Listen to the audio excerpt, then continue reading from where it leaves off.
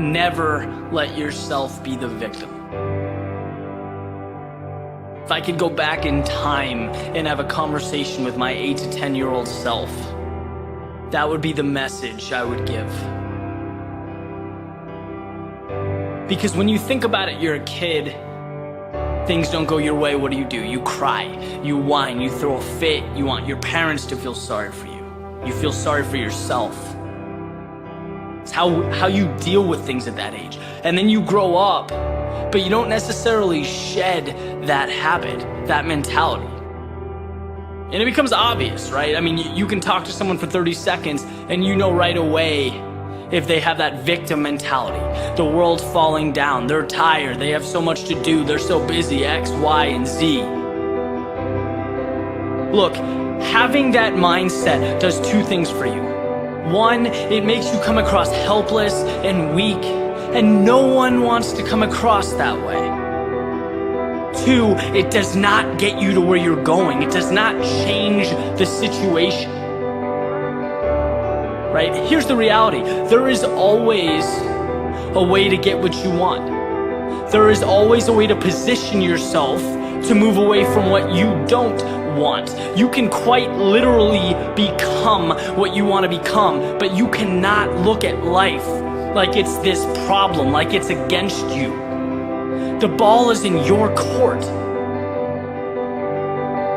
You know, it wasn't that long ago, 2-3 years ago, that I was not the happiest guy in the world, right? Did not like what I was doing, did not like how I was spending my time, was not energized, was not passionate about very much. But the time came where I didn't want to live like that. I had a conversation with myself. I stopped being the victim, I stopped complaining, and I asked myself, dude, what do you want? What is your purpose? What is your goal? Who do you want to become? And I literally made the decision and walked away a different person. And the things around me changed, my life changed, because I made a decision to never be the victim again, to get what I want. I became the author of my own story. And you realize just how simple it is to transform your situation. Not easy, right? And it takes time. But there's always a way to get from point A to point B. And this separates the world into two kinds of people. People who look at how things are, who accept reality as truth, who complain, and people who look at what can be, who make the most of any situation. Look at life as if it's clay, to be molded, to be shaped. It seems funny to me, knowing what I do now, that I went through any of my life like a hamster on a wheel. That I talked to people every day who didn't energize me, that I didn't want to be around, that I did things I wasn't passionate about. That is insanity.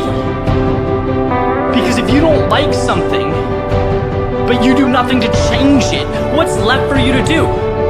Complain, whine, stay where you are, that's it.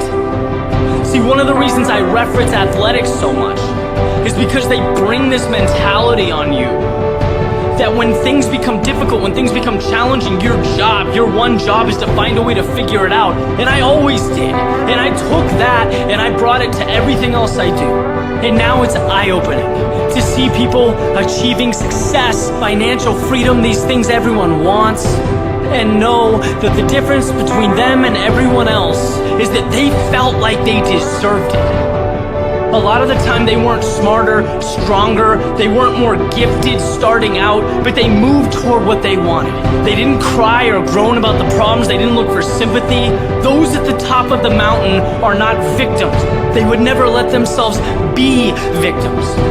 It's about the other side, the opportunity. Getting from where you are to what you want.